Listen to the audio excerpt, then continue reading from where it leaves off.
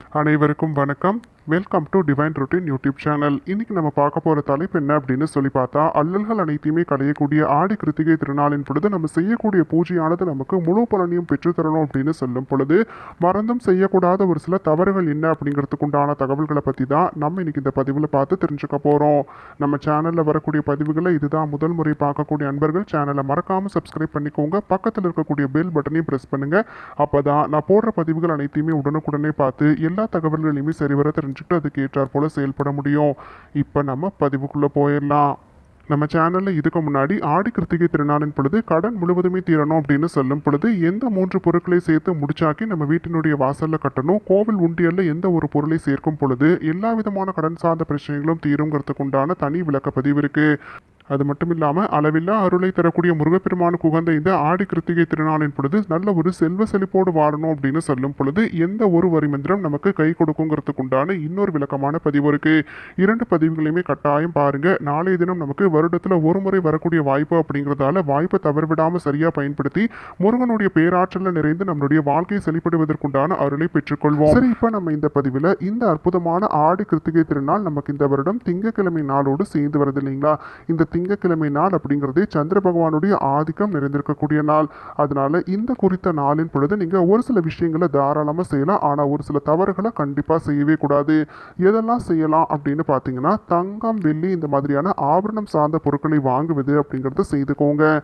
அது மட்டும் இல்லாமல் ஏதாவது ஒரு சில கலைகளில் உங்களுடைய குழந்தைகளை சேர்த்து விடலாம் அப்படின்னு சொல்லும் பொழுது, சிலம்பாட்டம், நடனம், பாட்டு இந்த மாதிரி ஏதாவது ஒரு சில கலைகளில் குழந்தைகளை சேர்த்து விடலாம் அப்படிங்கிற யோசனை இருக்கக்கூடியவங்க இந்த ஆடி கிருத்திகை திருநாளின் பொழுது செய்வது அப்படிங்கிறது கண்டிப்பாக அந்த கலையில் சிறந்து விளங்குவதற்குண்டான அருளை பெற்றுத்தரும். 3வது, முக்கியமான முடிவுகள் எடுக்க போறீங்க, தொழில் சார்ந்த விஷயங்களா இருக்கட்டும், இல்லை வீட்டில் ஏதாவது ஒரு சில முக்கியமான முடிவுகள் எடுக்க போறீங்க அப்படின்னு சொல்லும் பொழுது அந்த முடிவுகளுக்கு உண்டான விஷயங்களை மேற்கொள்வதற்குண்டான சிறந்த நாள். ஏதாவது ஒரு சில கையொப்பம் போடணும் அப்படின்னு சொல்லும் பொழுது, முக்கியமான ஒப்பந்தங்கள்ல கையொப்பம் போடணும் அப்படின்னு சொல்லும் பொழுது நாளைய தினம் செய்துக்கலாம். இல்ல வீட்டில் ஏதாவது ஒரு சில முக்கியமான பேச்சுவார்த்தைகளில் ஈடுபட்டிருக்கிறீங்க, அந்த பேச்சுவார்த்தைகள் சாதகமா நமக்கு அமையணும் அப்படின்னு சொல்லும் பொழுதும் நாளைய தினம் நமக்கு சிறப்பான பலன்களை பெற்றுத்தரும். அப்படிங்கிறதால இந்த மாதிரி விஷயங்கள் எல்லாத்தையுமே செய்துக்கலாம். அதே போல நாளைய தினம் பாத்தீங்க அப்படின்னு சொன்னா நிறைய முருகனுக்குரிய பாடல்கள், முருகனுக்குரிய மந்திரங்கள் இது அனைத்தையுமே சொல்லி வழிபாடு செய்வோம். இதெல்லாம் செய்வதோடு சேர்த்து கட்டாயமா கிருத்திகை நட்சத்திரத்தினுடைய காயத்ரி மந்திரத்தை சொல்வது அப்படிங்கிறத செய்துக்கணும். ஓம் வன்னிதேகாய வித்மகே மகாதபாய தீமகி தன்னோ கிருத்திகா பிரசோதயாத் அப்படிங்கிற இந்த குறிப்பிட்ட மந்திரத்தை குறைந்தது 27 முறை சொல்லி வழிபாடு மேற்கொள்ளும் பொழுது எல்லாமே நமக்கு அனுகூலமாய் அமைவதற்குண்டான வாய்ப்பமையும். இப்படி இந்த குறித்த நட்சத்திரத்தை நம்ம சொல்லி வெளிப்பாடு மேற்கொள்ளும் பொழுது நிலையான செல்வம், நீண்ட ஆயுள், அன்பு பண்பு நிறைந்த வாழ்க்கை துணை, நல்ல குணமுள்ள குழந்தைகள், இப்படி அனைத்து விதமான பேர்களும் கிடைப்பதற்குண்டான அருள் கிடைக்கும் அப்படின்னு சொல்லி நம்பப்படுது. இப்போ ஓரளவுக்கு நம்ம எந்த மாதிரியான விஷயங்களை செய்யணுங்கிறத பார்த்துட்டோம் இல்லைங்களா? இப்போ அடுத்ததா எந்த குறித்த செயல்களை நாளைய தினம் கண்டிப்பாக நம்ம செய்யவே கூடாது அப்படிங்கிறதையும் வரிசைப்படுத்தி பார்த்துக்கலாம். முதல் குறிப்பு, நாளைய தினம் எக்காரணம் கொண்டும் கருப்பு நிற ஆடைகளை அணிவது அப்படிங்கிறத செய்யாதீங்க. சந்திர பகவானுடைய ஆதிக்கம் நிறைந்திருக்கக்கூடிய நாள் அப்படிங்கிறதால வெண்மை நிறத்துக்கு முக்கியத்துவம் தருவது அப்படிங்கிறத செய்துக்கலாம். இல்ல பச்சை நிறத்துக்கு முக்கியத்துவம் தருவது அப்படிங்கிறத செய்துக்கோங்க. இந்த 2 தவிர்த்து நீங்க கட்டாயம் கருப்பு நிற ஆடைகளை அணிவது அப்படிங்கிறத செய்யவே வேண்டாம். அடுத்ததா 2வது, கண்டிப்பா நம்மளுடைய வீடுகளில் எக்காரணம் கொண்டும் கோபம் அடைவது, எரிச்சல் அடைவது அப்படிங்கிறத செய்யாம மனம் முழுவதுமே இறை வழிபாட்டில் செலுத்தி இறைவனுக்குண்டான நாமங்கள் அனைத்தையுமே நம்மளுடைய திருவாயால சொல்லி வெளிப்பட்டோம் அப்படின்னு சொன்னா மட்டும்தான் அதற்குண்டான பலன்கள் அனைத்தையுமே பெற முடியும். கோபப்படுவது, எரிச்சல் அடையக்கூடிய விஷயங்கள் அனைத்துமே நம்மளை சூழ்ந்திருந்தாலுமே மன அமைதியை கடைபிடித்து நம்மளுடைய சிந்தனை முழுவதுமே இறை வழிபாட்டில் செலுத்தினால் மட்டுமே அதனால நமக்கு மிகுதியான பலன் கிடைக்க பெறும் அப்படிங்கிற எண்ணத்தோடு நீங்க நாளைய தினம் வழிபடுவது அப்படிங்கிறத செய்துக்கோங்க. அடுத்ததா 3வது, எக்காரணம் கொண்டும் கூர்மையான பொருட்களை வாங்குவது அப்படிங்கிறத செய்ய வேண்டாம். ஆணி, கத்தி, கத்திரிக்கோள், அருவாள் மனை இந்த மாதிரியான கூர்மையான பொருட்கள், அதே மாதிரி தைப்பதற்கு பயன்படுத்தக்கூடிய ஊசி இந்த மாதிரியான விஷயங்களை நாளைய தினம் கையாள்வது அப்படிங்கிறதும் செய்யக்கூடாது. ஊசி நூல் கொண்டு தைப்பது அப்படிங்கிறத செய்யாதீங்க. ஆணியை நீங்க செவுத்துல அடிக்கலாம் அப்படின்னு சொல்லி செய்யாதீங்க. ஏன்னா நாளைய தினம் இரத்த காயம் ஏற்படாமல் உங்களை பார்த்து கொள்வது அப்படிங்கிறது ரொம்ப ரொம்ப முக்கியமானது. அதனால எக்காரணம் கொண்டும் இந்த மாதிரி ஆபத்தான விஷயங்கள் அனைத்தையுமே கையில் எடுப்பது அப்படிங்கிறத செய்ய வேண்டாம். கத்தி, கத்திரிக்கோளை பயன்படுத்தி நம்ம சமையல் அறையில் சமையல் செய்வதற்காக எடுத்தாலுமே கொஞ்சம் கவனத்தோடு செயல்படுவது அப்படிங்கிறத செய்துக்கணும்.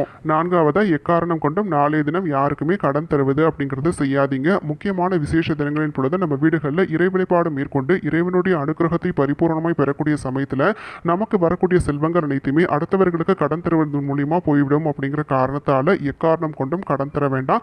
இப்போ மீறி ஏதாவது ஒரு சில முக்கியமான விஷயங்களுக்காக நீங்க தந்தே ஆகணும், பண உதவி செய்தாகணும் அப்படின்னு சொல்லும் பொழுது சூழ்நிலைக்கு ஏற்றாற் போல நீங்கள் முடிவெடுப்பது அப்படிங்கிறத செய்துக்கோங்க.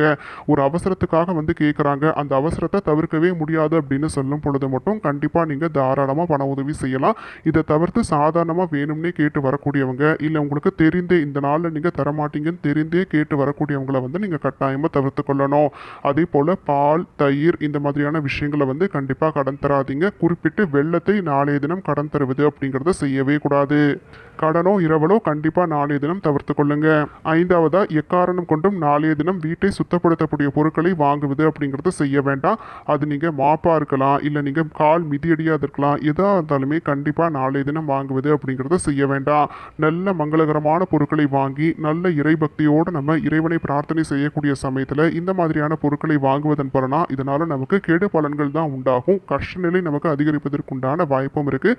அதனால எக்காரணம் கொண்டும் செய்ய வேண்டாம். ஆறாவதா, கட்டாயமாக நாளைய தினம் நம்மளுடைய வீடுகளில் கசப்பு நிறைந்த உணவுகளை சமைப்பது அப்படிங்கிறது செய்ய வேண்டாம். விரதம் கடைபிடித்து இறைவனுடைய அனுகிரகத்தை பெறக்கூடிய இந்த குறிப்பிட்ட திருநாள் அன்னைக்கு நம்ம வீடுகளில் எப்படி இந்த ஊதுபத்தி சாம்பிராணியினுடைய மனம் வீசுதோ அதே மாதிரி தான் நல்ல இனிப்பான விஷயங்கள், அதாவது வெல்லம் சேர்த்து செய்யப்பட்ட ஏதாவது ஒரு சில நெய்வேத்தியத்தினுடைய மனம் வீடுகளில் வீசலாம். ஆனால் கட்டாயமாக கசப்பான உணவினுடைய மனம் வீடுகளில் வீசவே கூடாது. வெந்தயம், வெந்தயக்கீரை இது அனைத்தையுமே சமைப்பது அப்படிங்கிறத தவிர்த்து கொள்ளுங்க.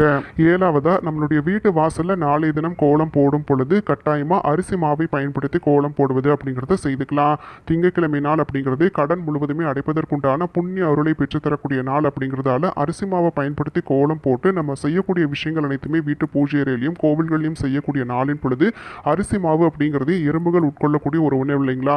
அப்படி அந்த அரிசி மாவால் கோலம் போட்டு அது எறும்புகள் சாப்பிடுது அப்படின்னு சொல்லும் பொழுது கண்டிப்பாக நம்மளுடைய கடன் முழுவதுமே படிப்படியாய் தீர்வதற்குண்டான வாய்ப்பு ஏற்படும். அரிசி மாவு கோலம் அப்படிங்கிறது ரொம்ப எளிமையாக நம்ம வீட்டில் செய்திட முடியும். கொஞ்சம் அரிசி மாவு இருந்தால் கூட, இப்போ பச்சரிசி இருக்குனாக்கா நீங்கள் ஊற வைத்து செய்ய முடியும் அப்படின்னாக்கா அந்த மாதிரி டீட்டெயிலான ப்ரொசீஜரோடு செஞ்சுக்கலாம். இல்லை ஒரு வேளை முடியலனாக்கா அரிசி மாவு ரெடிமேடாக விற்குது பார்த்தீங்களா, அதை நம்ம கொஞ்சம் தண்ணீரில் குழைத்து அதை கொண்டு கூட கோலம் போடுவது அப்படிங்கிறத செய்துக்கோங்க. ஆனால் கண்டிப்பாக கோலப்பொடி மாவு மட்டும் வேண்டாம். இது வீட்டு வாசல் அப்படின்னு சொல்லி மட்டும் இல்லாமல் பூஜை அறையில் பெண்கள் போடக்கூடிய கோலத்திலையும் கட்டாயமாக நம்ம அரிசி மாவை மட்டுமே பயன்படுத்தணும். கோலப்பொடியை எங்கேயுமே பயன்படுத்த வேண்டாம். எட்டாவதா, எக்காரணம் கொண்டும் கண்ணாடி சார்ந்த பொருட்களை நாளைய தினம் வாங்குவது அப்படிங்கிறத தவிர்த்துக்கோங்க. கண்ணாடி பொருட்களை கையாளும் பொழுதும் கூடுதல் கவனத்தோடு செயல்படுவது அப்படிங்கிறத உறுதிப்படுத்திக்கோங்க. ஒன்பதாவதா, நீங்கள் நாளைய தினம் பெண்கள் வீடுகளில் அரிசி களையும் பொழுது கட்டாயம் அரிசியை வந்து நீங்கள் சிந்த விடுவது அப்படிங்கிறத செய்யக்கூடாது. எல்லா நாட்களுமே செய்யக்கூடாது அப்படின்னு சொன்னாலுமே இந்த திங்கட்கிழமை நாள் அப்படிங்கிறது சந்திர பகவானுடைய ஆதிக்கம் நிறைந்திருக்கக்கூடிய நாள் அப்படிங்கிறதால கட்டாயம் அரிசியை நீங்கள் கையாளும் பொழுது கூடுதல் கவனத்தோடு செயல்படுவது அப்படிங்கிறத செய்துக்கணும். இப்போ நம்ம பார்த்த இந்த தலைப்பு கட்டாயம் அனைவருக்கும் பயனுள்ளதாக அமைந்திருக்கும்னு சொல்லி நினைக்கிறேன். அப்படி பயனுள்ளதாக இருக்கக்கூடிய பட்சத்தில் உங்களுடைய ஃப்ரெண்ட்ஸ் அண்ட் ஃபேமிலிக்கும் தவறாமல் ஷேர் பண்ணுங்கள். அவங்களும் இந்த தகவல்களை பார்த்து பயன்பெறட்டும். நாளைக்கு மறுபடியும் ஒரு சுவாரஸ்யமான தலைப்போடு உங்களை நான் சந்திக்கிறேன். நன்றி.